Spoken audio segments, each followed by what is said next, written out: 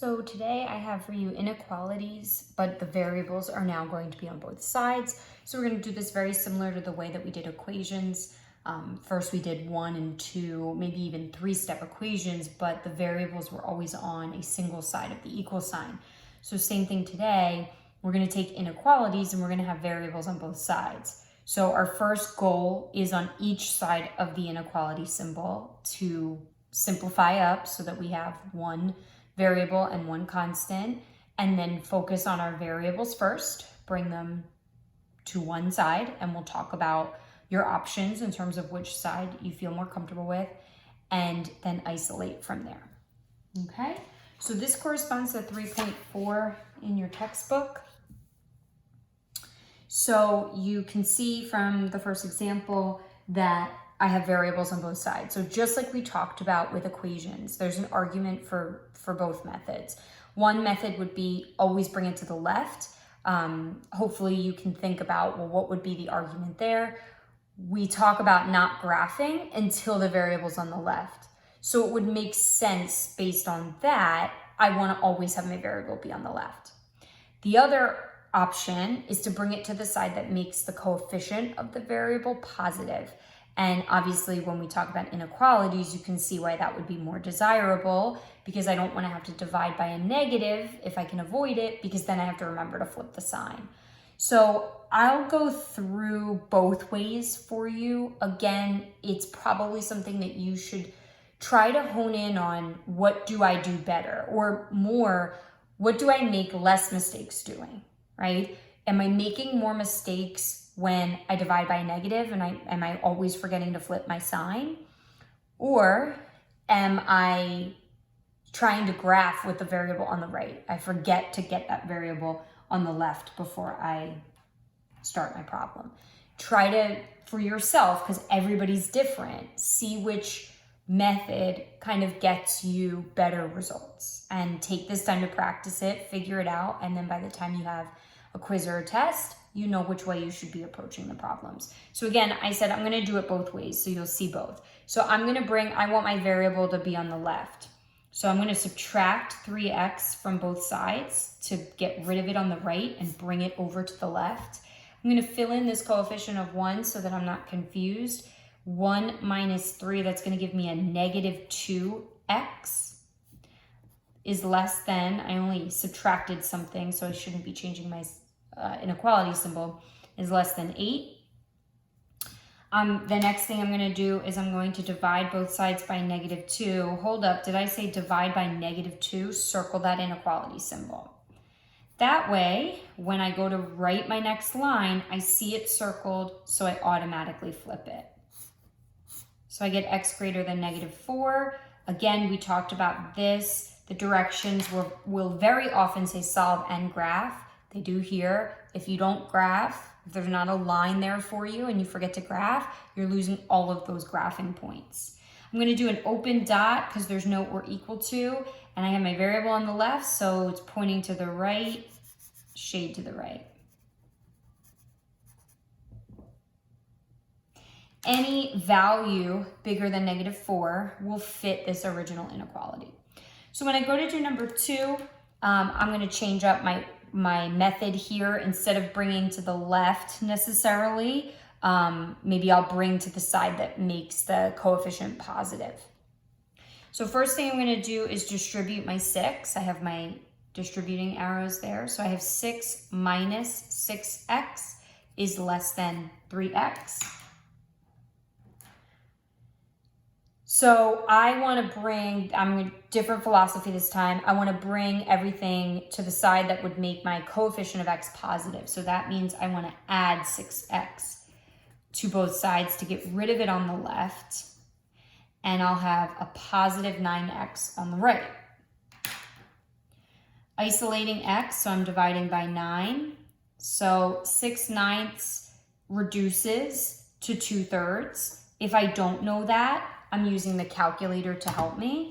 Type in 6 divided by 9, gives you a decimal, math, enter, enter, and it gives me a beautiful simplified improper fraction of 2/3. Now, before you even think about graphing, You cannot graph if your variable does not start your inequality. So I'm going to just take this inequality and just rewrite it in the other direction. X is greater than 2/3. And, I think typically students kind of freak out when they have fractions, but more so than any other topic, with graphing inequalities, who cares what that number is, right? I don't care how complicated that number is. All I need to do is put it on a number line. The only tricky part would be if you were to pick a test value, you would want to make sure that you were above or below it. But if you want to make sure you're above or below it, you could try like a negative, because then you know for sure it's below, or you could pick a really large number because then you would know for sure it's bigger than 2/3. So it's really not too complex in terms of, getting a quote unquote uglier number. I think 2/3 is beautiful. But notice my variable's on the left and my arrow points to the right, so I'm shading to the right. If I did not rewrite that, and I looked at this line here and I said, well, it's pointing to the left. Yep, but your arrow is not pointing to the left with your variable on the left. And you can pick those test values to verify whether or not your answer is correct. So if you did shade incorrectly, you could pick a number like 0. And when you plug in 0, you get 6 is smaller than 0, and that's not true. So you would know right off the bat that that shading was incorrect if you were willing to test your answer.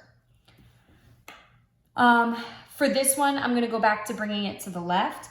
So notice on both sides, they're completely simplified up. I have one variable term and one constant, one variable term and one constant. So that tells me I'm ready to bring things left or right. Always start with your variables first. Maybe this one's a tough one for me to do in my head, right? So I try it. Now, the interesting thing is that, had it been 27x minus 57x, it probably would have been easy. So try to do those little tricks in your head, right? Where you first subtract maybe something that's easier and then subtract the rest of it is always a great trick. So I get negative 31x plus 33 is greater than negative 29. I'm going to subtract 33 from both sides because I want to isolate that variable. And what do I get here? So again, maybe add 30 and 33, right? And you would get 63. But it's not quite 30, it's one less than that, so I'm guessing this is negative 62. Isolate my variable means I have to divide by negative 31. Did I say divide by a negative? Circle that inequality. That's going to give me x less than, I know to flip it because it's circled, positive 2. Graph it on a number line. Just need the number 2 on there. Open circle. Haven't had a closed dot yet. I'm pointing to the left. Shade it to the left. And again, a quick number to try would be something like 0. If you plug in 0, you're going to get 33 is bigger than negative 29. That is true. So it would make sense that a number like 0 would be included in your solution. So for number 4, I have to distribute on both sides. So I'm going to get 20 plus 5x less than or equal to 6 plus 3x. What's nice here is that bringing it to the left also keeps it positive, so I don't really have a choice to make here. You should definitely bring it to the left is what I'm saying. If you bring it to the right, you're going to have a negative coefficient, and then you're also going to have a variable on the right. So that is the worst combination, right? Having to do both. Because you often confuse the two concepts as it is. So if you have to do both of those things, it's really complicated. It's possible, right? I mean, you could do it, no problem. But it is going to increase those chances that you make that mistake. So you need to be in it enough to set yourself up. You're not doing these problems blindly. You're making intelligent decisions along the way so that way you can be successful. Now, this is another great example. I'm dividing by 2. Yes, I have a negative 14 over here, but what I'm dividing by is positive, so the sign does not change. That's a classic one that students struggle with. Well, the number that was there was negative, but what I'm dividing by is a positive 2. So I would not be flipping that symbol. I'm gonna have a closed dot for the first time today and pointing to the left. That's where the numbers are smaller than -7. So those are pretty straightforward. And again, except for those little instances of where inequalities are different, right? The dividing by the negative or multiplying by the negative flips the sign, having to have it on the left before you graph it. The fact that you have to graph it, it's identical to solving equations. So try to keep that in mind. All of those skills that you learned from solving equations, they don't go out the window. They're still there. So all of those skills are still present. I have 2 more examples for you that are fun ones to do. We'll probably do some like this in class together. I'm going to subtract x from both sides to get rid of it on the right, but what happens? I get rid of it on the left as well. Same thing with number 6. I'm going to subtract 2x from both sides to get rid of it on the left. What happens? I get rid of it on the right as well. So in both cases, which is why we always tell you, you want to move your variables first. In both cases, my variables disappeared because I had the same coefficient for that variable on both sides. So what I have to do is think about the statement that remains, evaluate whether or not it's true, and that will determine what type of answer I have.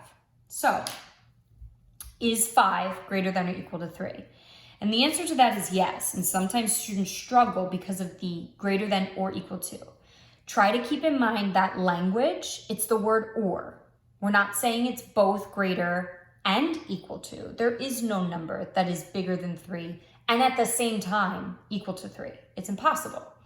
So we're not asking that it's both. We're asking, is it one or the other? Is it bigger than 3? Yes. Then I don't even have to ask myself if it is equal to 3. How about this one? Is 6 smaller than 5? No. So that change in whether or not the statement is true or false is going to dictate the type of answer that we write. If it's a true statement, your answer is all reals or all real numbers. And how would you shade all real numbers? Every number on the number line, you're going to shade the whole thing. I like to put something on there, like put a number. I often put 0. Some students I see will pick 5 or 3. I love that. I think that's cute. And I totally get it, why you would pick one of those numbers. It doesn't matter what number you pick, but you should pick something so it looks like a number line. I don't know if it's mathematically incorrect, but it kind of irks me if I don't see it as a number line. And then it's kind of tough to also tell if it's shaded then. No open circles, okay? Because all reals means every single number in the world, right? Every number on that number line should be included. So if you put an open dot, you're excluding values. If your statement was not true, was a false statement, then it's not all reals, it's no solution. And what that is saying is that there is no number that is going to fit. So you are going to have a bare number line. You're not going to have any value on your number line shaded. Don't put a dot, because if you put a closed dot, you're including values. Don't even put an open dot. I'm going to leave a completely bare number line. So those are those 2 special case scenarios. And they very much mimic the equation special case scenarios. So hopefully that makes you feel comfortable. The only thing you have to now incorporate is the graphing of those. So all reals, it makes sense. You'd shade everything. You're saying all numbers will fit. Notice if I plug in any number on both sides here, if I plug in 10 on both sides, because it's x and x, so it has to be the same. So then I'm going to get 15 is greater than 13. Yes. If I plug in 100, 105 is greater than 103. Yes. No matter what I plug in, I'm going to get a true statement. Whereas here, no matter what I plug in, I'm going to get a false statement. If I plug in 10, 26 is not smaller than 25. So you're saying there are no values that fit, or any value will fit. That's what you're answering when you respond that way. And just the toughest one, I just want to give you real quick, would be something like this. 7 is less than or equal to 7. That is a true statement. Students also often struggle with that one, but it is a true statement because they are equal, right? And that's the whole idea. It's an or situation. Is it smaller than itself? No. Is it equal to itself? Yes. It satisfies one. It's a true statement. So just be careful. That's sort of the tricky one that I like to outline.